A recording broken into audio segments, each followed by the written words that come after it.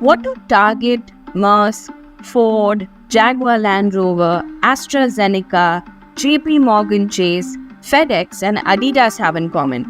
Apart from being among the biggest names in the business, of course. Yup, all of them have the magical three-letter acronym that no one can seem to get enough of.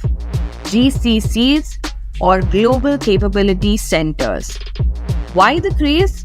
Well, see for yourselves. 40% of corporate headcount work out of GCCs. 4 in 10 enterprise technology and back office operation leaders are placed at GCCs. 55% of enterprise technology products are developed in GCCs. 2024 will see over 60 CIOs and SVP leaders that are based in India from various GCCs, spearheading their functions at a global level. So yeah, there's enough and more data and statistics to back the GCC buzz. And that's exactly why we have with us 2 top voices, Ramkumar Ramamurthy and Bala Sankaranarayanan, to break down the opportunity that this segment provides, and also to look into how India can leverage its talent advantage to supercharge this rapidly growing space. So what really is a GCC? What is the sort of work that is done out of these GCCs? How is it any different from the back-end offices that India was famous for in the 90s and 2000s? What is the employment potential that GCCs provide? Will it overtake IT services in India? What are the challenges to growth? Will incentives from states aid the sector? Which are the states and cities in the lead? Is transfer pricing a big challenge? Has the budget addressed that concern adequately? We delve into all of this and more today, so make sure to stay tuned. It's Thursday, August 15th. I'm your host, Diya Rekhi, and you are listening to The Morning Brief from the Economic Times.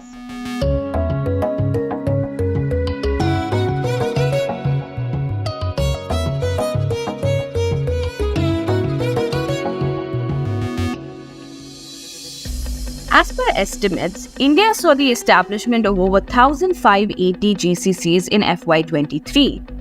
EY has said that by 2030, there will be 2,400 GCCs across India, and has also said that this number can even cross 2,500 as India is emerging as the world's technology and services hub.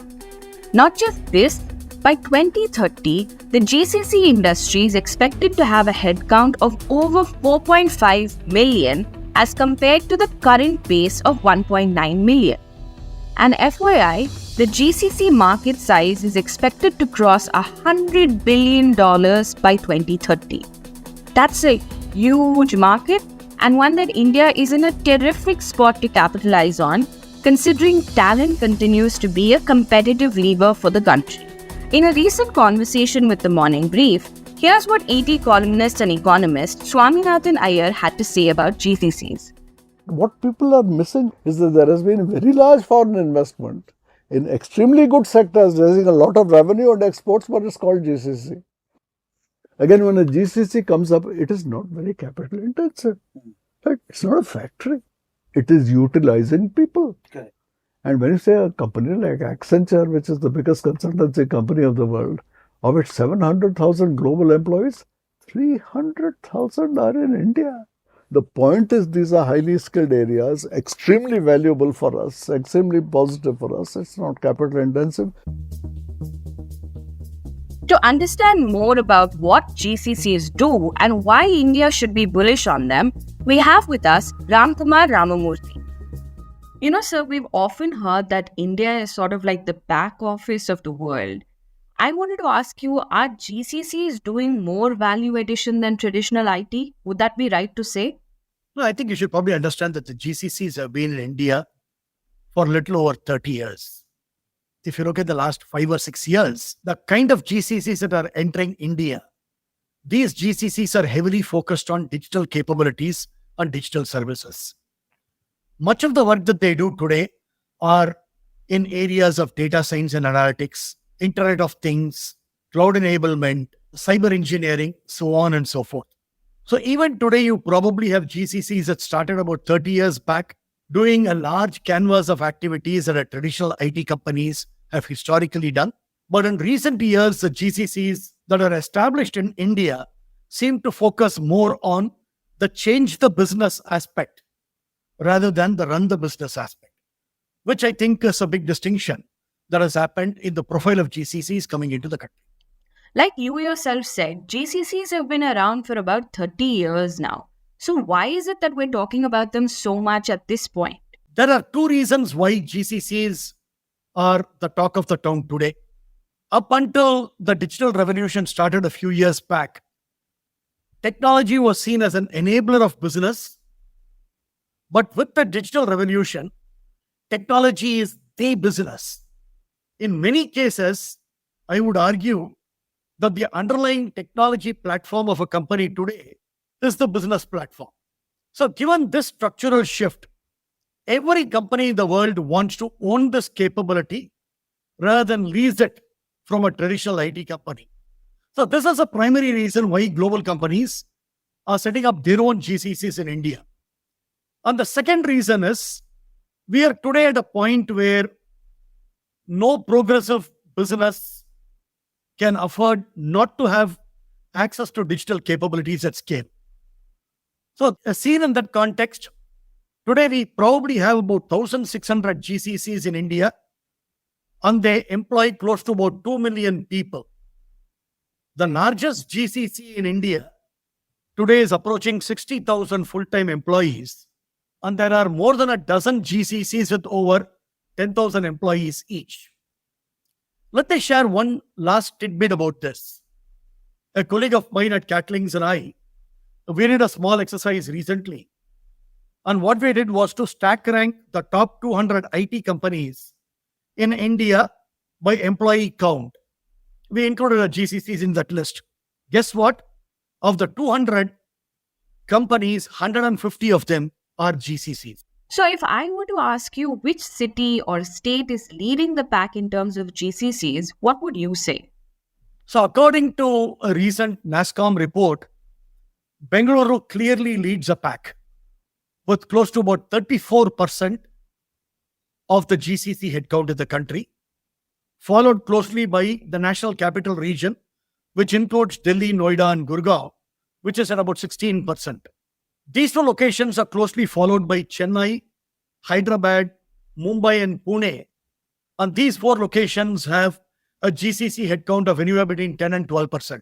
There are a few other cities that are coming up and participating in the GCC opportunity, which include Kolkata, Coimbatore, Trivandrum, Vadodara, Ahmedabad, Jaipur, Chandigarh as well as Kochi. You mentioned Chennai, and I see a lot is being done to attract GCCs to the city again. So how would you see Chennai is regaining its lost mojo? In the past few years, Chennai has regained its lost mojo and has started attracting companies across a variety of industries. If you look at financial services, you today have Barclays, PayPal, BNP Paribas, and the recent one in the last 1 month was Mitsuo, one of the large Japanese financial institutions that has made its presence felt here in Chennai. Manufacturing, which has been a traditional hub, so you do have the likes of Ford, Renault, Nissan, Caterpillar and ZF. Healthcare and pharma, you probably have the who's who in the pharmaceutical world, whether it's AstraZeneca, Roche, Pfizer, all establishing their GCC here. Consumer goods companies, likes of retail and consumer goods companies like Amazon and Adidas. Telecommunication companies like Verizon and Comcast. I think today, Chennai and by extension Tamil Nadu has become quite vibrant with respect to a larger canvas of GCCs across industries, establishing their base here and scaling up fairly quickly. When it comes to headcount, do you see GCCs outnumbering traditional IT services? I think that's a very interesting point that you bring up. Last year was the first year in the history of Indian IT where the net headcount addition of GCCs outpaced that of the traditional IT players. This is because of part cannibalization of revenues and part opportunity loss. While it's hard to predict how long this will continue, the rapid growth of GCCs will continue to drive greater employment generation, but at the same time, it will also create newer business models.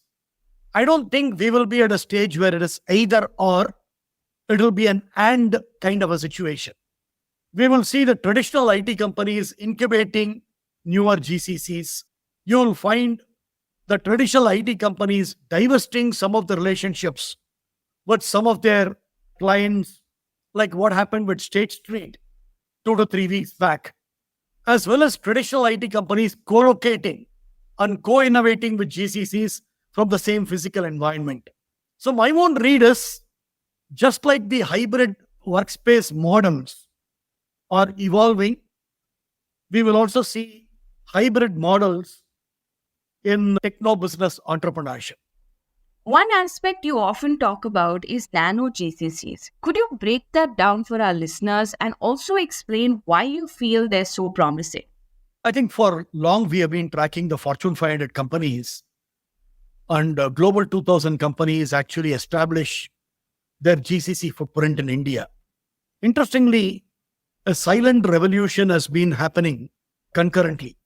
Specialist companies, as well as many of the new age venture capital and private equity backed companies, are setting up their GCCs in large numbers, primarily with the intent of tapping into the diverse talent across India, all in newer areas like analytics and AI, next generation hardware, in memory computing and edge computing, space technology, genomics technology, synthetic biology, and some of these newer areas.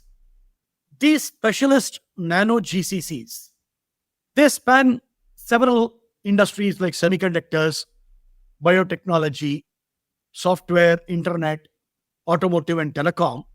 These companies may not hire in thousands. They may at best hire a few dozens or a few hundred.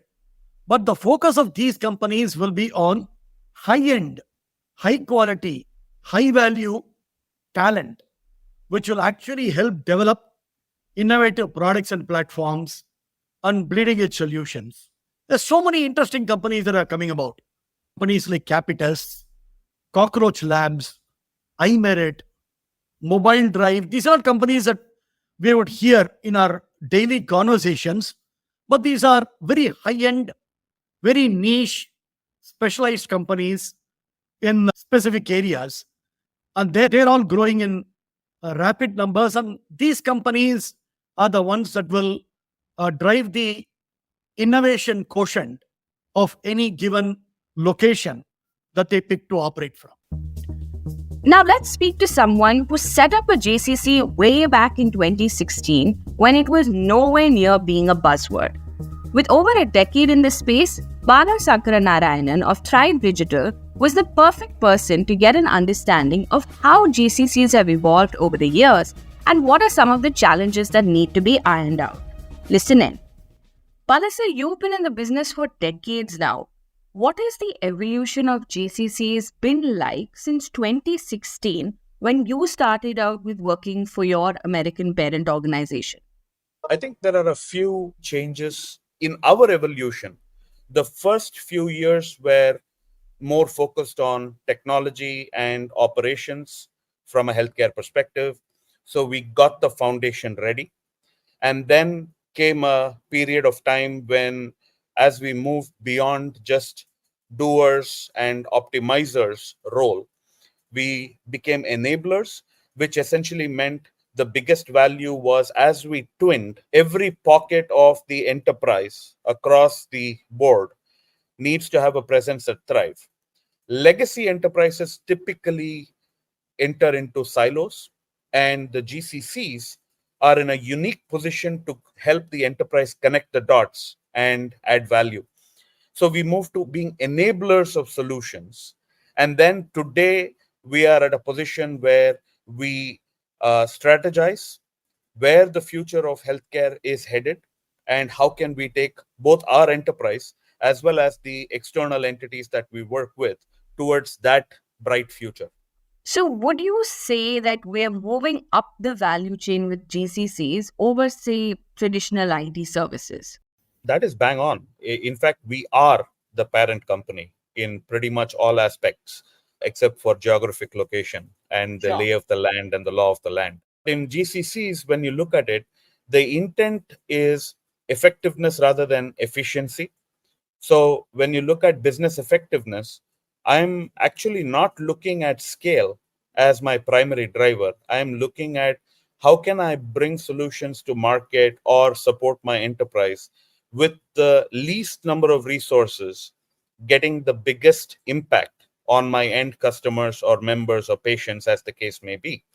The second thing that I would be looking at, which is very different from the IT services revolution that happened, and mind you, the IT services revolution laid a great foundation for the GCCs, that are setting up shop.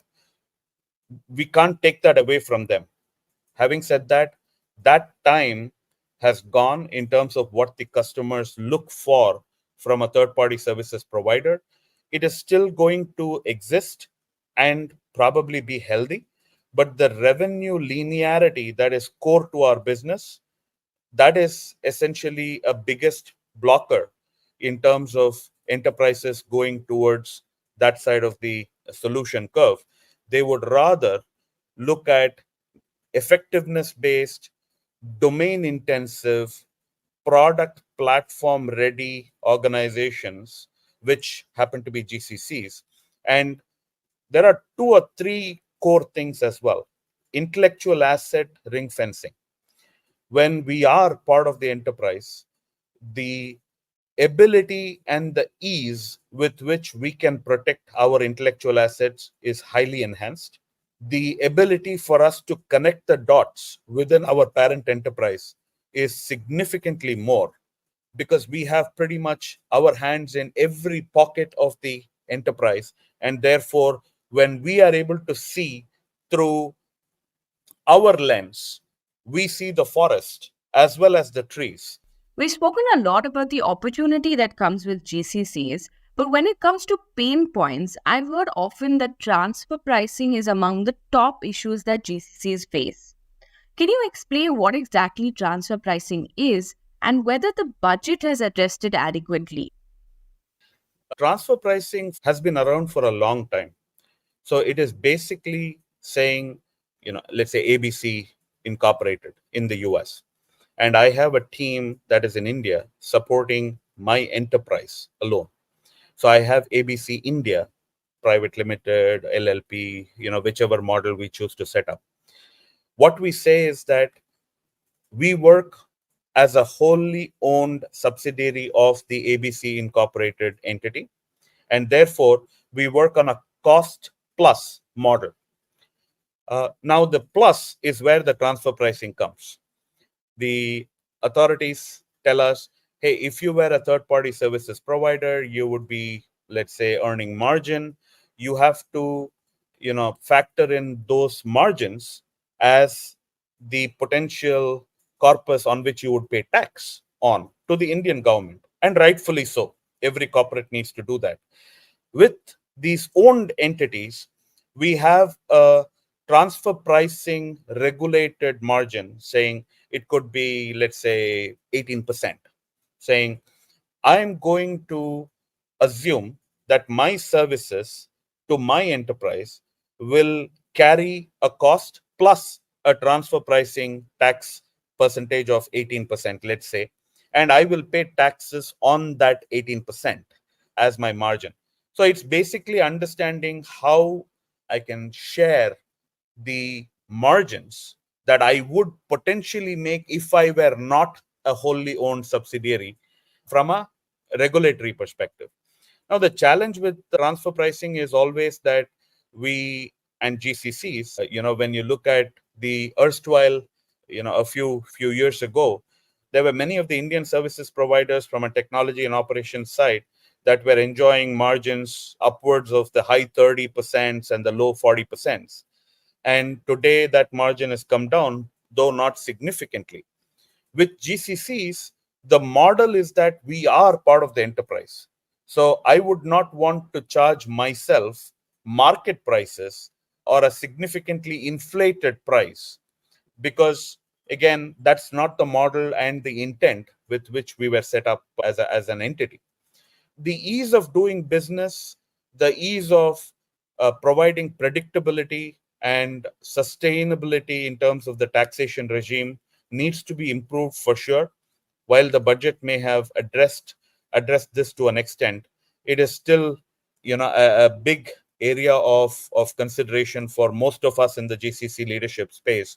We do keep looking at ways and means of whether it is advanced pricing agreements that we can get into with the Indian tax authorities to provide more stability to our operations. It is a bone of contention for sure. Industry watchers believe 2024 will be a year of infinite opportunity for GCCs, where the distance between the GCC and the headquarters will continue to diminish considerably. At present, GCCs in India account for more than 1% of the country's GDP, and the share is expected to grow further. There's no denying the gold rush that India has seen so far, with companies from diverse sectors setting up GCCs in India, and it's only set to get more pronounced. The opportunity is immense and extremely promising, truly ours to lose. But with the mention of transfer pricing in the budget and states coming out with GCC policies, it certainly seems like the government is acutely aware of the possibilities. And maybe we'll see the GCC boom move way beyond the Tier 1 cities and provide our people with the opportunity to help power the digital workings of the largest brands in the world sitting out of an office in their hometown. It's Friday, August 15th. I'm your host, Diya Rekhi, and you were listening to The Morning Brief from the Economic Times. Thank you, Ramkumar and Bala. And thank you to the production team. This episode was produced by Vinay Joshi and sound designed by Amrit Reddy, executive producers Anirban Chaudhary and Arijit Burman. The Morning Brief drops every Tuesday, Thursday and Friday on a listening platform of your choice. This Independence Day, a new show drops from the stable of ET Podcast. 7 at 7 is your quick early morning financial news capsule to get you clued in for the day. In 5 minutes or less, my colleague Bhaskar Datta will give you 7 pieces of news from the world of business, finance, stock and money markets, policy and politics. Every weekday, that's Monday to Friday, sharp at 7 a.m. So set your playlist and keep listening. On behalf of the entire team at TMB, I'd like to wish you and your family a very happy Independence Day.